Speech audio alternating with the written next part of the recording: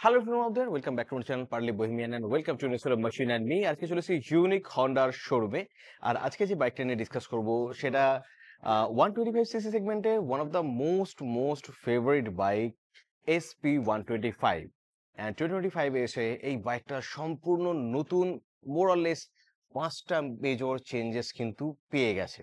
তো সেই major changes গুলো কি এবং বর্তমান দিনে দাঁড়িয়ে এই বাইকটা আপনার জন্য কতটা পারফেক্ট এবং এর বাকি যে ফিচার স্পেসিফিকেশন ইন ডিটেলসে আজকে আমরা ডিসকাস করব অ্যান্ড শুরু করব গাড়িটার এক্স শোরুম প্রাইস থেকে। তো গাড়িটাতে দুটো ভেরিয়েন্ট আপনি পাবেন, একটা হচ্ছে ডিস্ক আর ড্রাম। তো ডিস্ক ভেরিয়েন্টটাতে আপনি বর্ধমানে যদি কিনতে চান এক্স শোরুম প্রাইস পড়বে 1,03,090 রুপিস, আর ড্রাম ভেরিয়েন্টটার বর্ধমানে এক্স শোরুম প্রাইস পড়বে 92,216 রুপিস।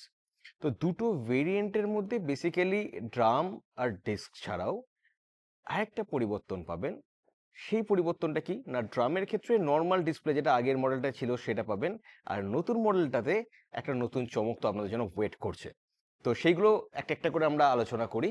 তো ফার্স্ট অফ অল শুরু করব গাড়িটার ফ্রন্ট লুকসটা থেকে, and this is the front looks.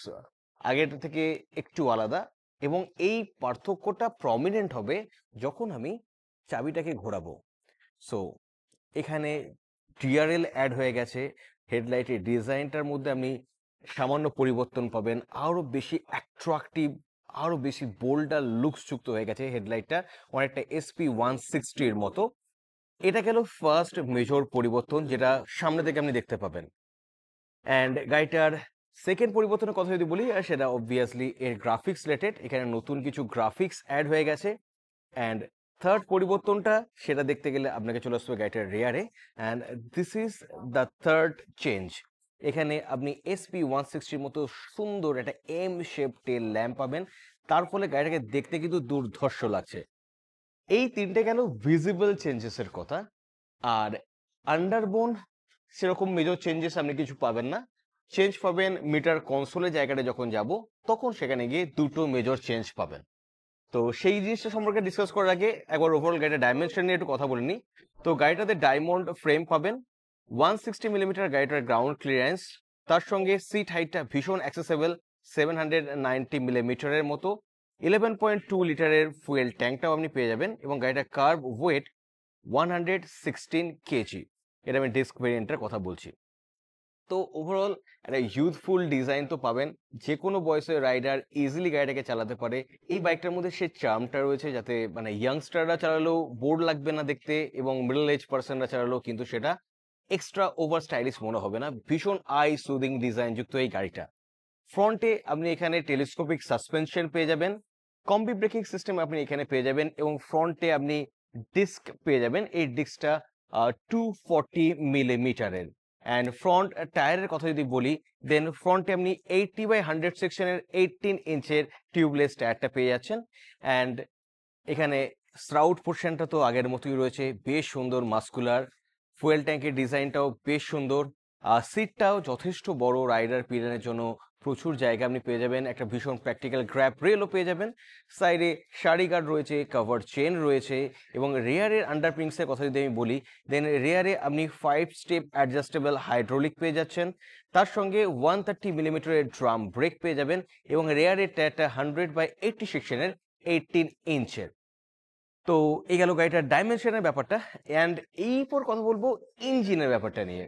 তো এই গাড়িটাতে আপনি 123.94 সিসির SI ইঞ্জিন পাবেন, যেখানে 8500 RPM-এ 8 কিলোওয়াটের মতো ম্যাক্সিমাম পাওয়ারটা পেয়ে যাবেন, এবং 6000 RPM-এ 10.9 নিউটন মিটার পিক টর্কটাও পেয়ে যাবেন।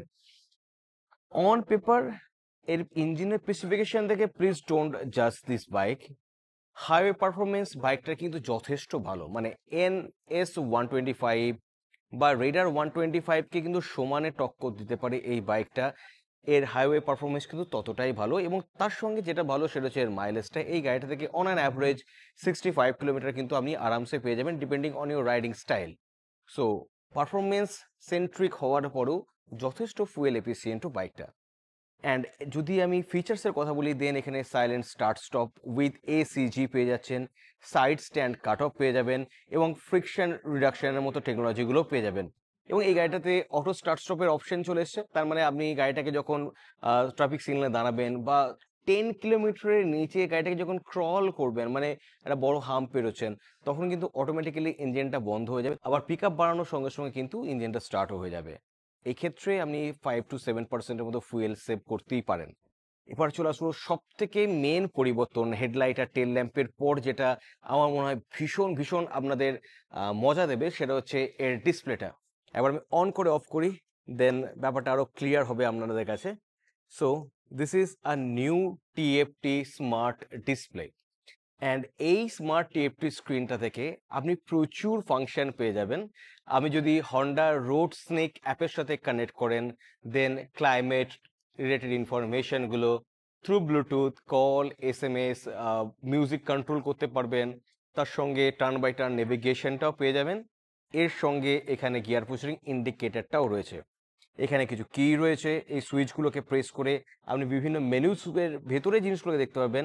যেমন আপনি এখানে ফুয়েলটা পেয়ে যাচ্ছেন, এর রেঞ্জ পেয়ে যাবেন, অ্যান্ড এখান থেকে ব্যাক করলে ট্রিপটা পেয়ে যাবেন, টোটাল কত কিলোমিটার চলেছে, 100 কিলোমিটার যেতে কত লিটার তেল খেয়েছে বাইকটা, trip a trip be related information এগুলো আপনি কিন্তু পেয়ে যাচ্ছেন। ফুয়েল গেজটা রয়েছে, ডিজিটাল ট্যাকোমিটার রয়েছে, ডিজিটাল ওডোমিটার রয়েছে।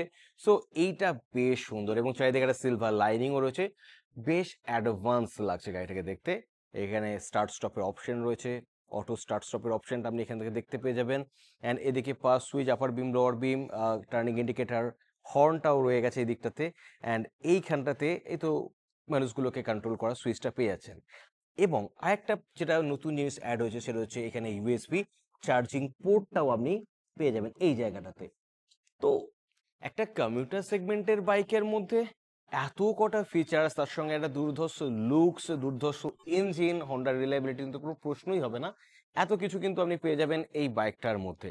তো আপনি যদি মার্কেটের 125 সিসির বাইক খোঁজার চেষ্টা করেন নিজের জন্য, রেগুলার কমিউট করেন, অকেশনাল হাইওয়ে ট্রিপ করেন, দেন ডেফিনেটলি এই বাইকটাকে কিন্তু আপনি কনসিডার করতেই পারেন। আমার মনে হয় হন্ডার রিলায়েবিলিটির সঙ্গে নতুন এই অ্যাডভান্স ফিচার্সগুলো এবং এই কম্পিটিটিভ প্রাইসিংটা কিন্তু আপনাকে অ্যাট্রাক্ট করবেই। নিয়ার বাই কোনো হন্ডা শোরুমে চলে আসুন, বা বর্ধমানে থাকলে হন্ডা ইউনিক হন্ডাতে চলে আসুন এবং গাড়িটা একবার সামনে থেকে দেখুন, টেস্ট রাইড নিন, দেন আপনি নিজে ফিল করতে পারবেন এই বাইকটা আপনার জন্য কতটা পারফেক্ট। খুব তাড়াতাড়ি এই বাইকটার উপর ডিটেলে রাইড রিভিউ আমার চ্যানেলে চলে আসবে, তার জন্য একটু আপনাকে ওয়েট করতে হবে। অ্যান্ড এই বাইকটা বা অন্যান্য হন্ডার বাইকের সম্পর্কে ইনফরমেশন যদি আপনার প্রয়োজন হয়ে থাকে, আমি ডেসক্রিপশন বক্সে ইউনিক হন্ডার কন্টেন্টস ড্রপ করে দেবো, আপনি সেখান থেকেও কন্ট্যাক্ট করে নিতে পারেন। এবং এখানে এই ডার্ক ব্লু কালারটা পাচ্ছেন গ্লসির মধ্যে, দেন এখানে এই কালারটা রয়েছে, দেন ম্যাট ব্লু কালারটাও রয়েছে, এবং আরও বেশ কয়েকটা অ্যাট্রাকটিভ কালারটাও কিন্তু আপনি হন্ডা SP125-এর মধ্যে পেয়ে যাবেন। তো এই ছিল নতুন SP125 রিলেটেড কিছু ইনফরমেশন। আই হোপ কন্টেন্ট আপনাদের ভালো লেগেছে, এবং ভালো লেগে থাকলে প্লিজ চ্যানেলটাকে সাবস্ক্রাইব করতে এবং শেয়ার করতে ভুলবেন না, এবং আপনাদের মতামতটা কমেন্ট সেকশনে জানাতেও ভুলবেন না। খুব তাড়াতাড়ি অন্য কোনো কন্টেন্ট নিয়ে আবার আমাদের সঙ্গে দেখা হবে। ততক্ষণ মতো stay fantastic and keep revving. Bye by.